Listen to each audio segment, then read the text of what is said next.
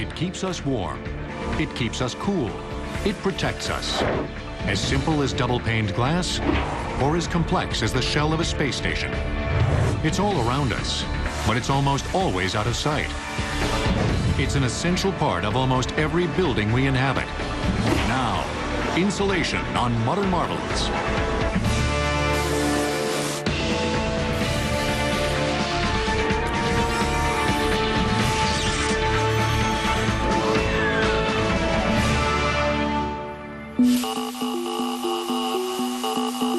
It's the secret weapon in the war on energy consumption. With a worldwide energy crisis upon us, scientists and contractors are scrambling to design and build more fuel-efficient buildings. It's pumped up, it's gooey, and it's one of the best insulators available. It's foam. Foam products come in many forms. One of the most effective is spray. The process of spraying foam insulation is almost an art form. It takes a steady eye, a sure hand, and a definite sense of rhythm. Foam is an exceptional insulator for roofs. Roof insulation foam offers significant advantages over alternative materials. It forms a seamless membrane which stops leaks. The material flows into cracks, crevices, expands, and seals up all the leaks. It also offers much more insulation value versus alternative materials.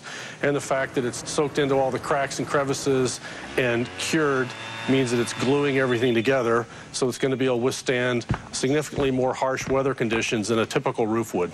The key to making a smooth urethane application when we're talking about roofing is to overlap each previous pass by 80 to 90%. When you're spray painting, normally you'll think about a 50% overlap. When spraying urethanes, you think of 80 or 90%.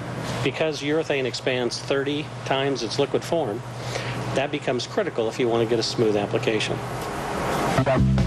The idea of surrounding a building with a complete envelope of insulation like foam has been growing since the 1920s, when the way we constructed buildings began to change.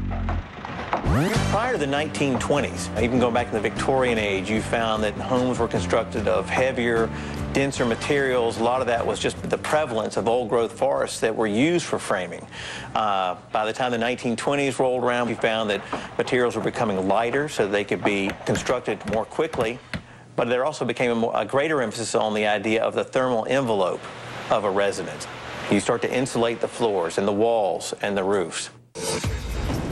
The use of building insulation was first made mandatory in the United States during World War II to conserve fuel for the war effort. You all of a sudden had to start being more concerned about conserving your energy resources, whether it be oil or gasoline. And because of that, they looked at better applications of insulation. That same example was driven home in the 70s. People reacted to oil prices and gas prices and energy prices going up. The 1970s saw the advent of the idea of the super-insulated home. Foam is a substance that is formed by trapping many gas bubbles in a liquid or solid. One of the most popular foams is polyurethane. Originally developed during the 1940s for military and aviation applications, it began to be used as insulation during the 1950s. In the 1970s, innovators began spraying the material. Polyurethane is made of several key ingredients.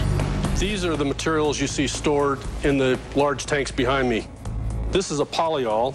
It's based on sucrose or sugar and petroleum products.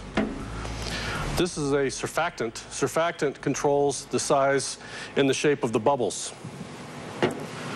This is a catalyst which controls reaction rate. The quicker the reaction, the smaller the bubbles. The size of the bubbles is important because it dictates the density of the foam. Roofing foam, which might be walked on, needs to be stronger and denser than wall foam, which is rarely touched after it's applied. All of this is factored into the formula when a batch of foam material is mixed at the factory. But where do the bubbles come from? The blowing agent. blowing agent is a liquid that has a low boiling point. When it's spray applied, it converts from a liquid to a gas, forming the bubbles.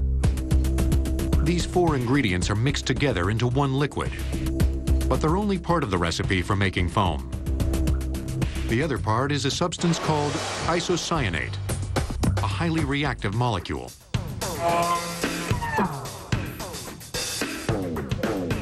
It's separated from the other ingredients until the spraying begins. They're dispensed separately all the way through the hoses to the gun. When the applicator pulls the gun, the materials are mixed together, the reaction occurs. It hits the substrate in a liquid form, but the reaction drives the expansion very, very quickly. Within seconds, you've got cellular plastic. Icynene is a foam insulation that's used to create an envelope of protection around a building. We come into a house, we will seal around the doors and the windows, we'll plastic everything off, and then we'll spray the entire house. We'll spray the walls, the floors, and the roof deck, and completely encase the house in foam.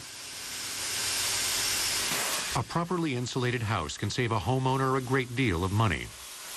The consumer today is better educated as far as the value of better insulation in their home. What they have learned is they can pay a little bit more on the front end to better insulate their home, but they will recoup savings in the long term versus their energy costs because their house is better insulated.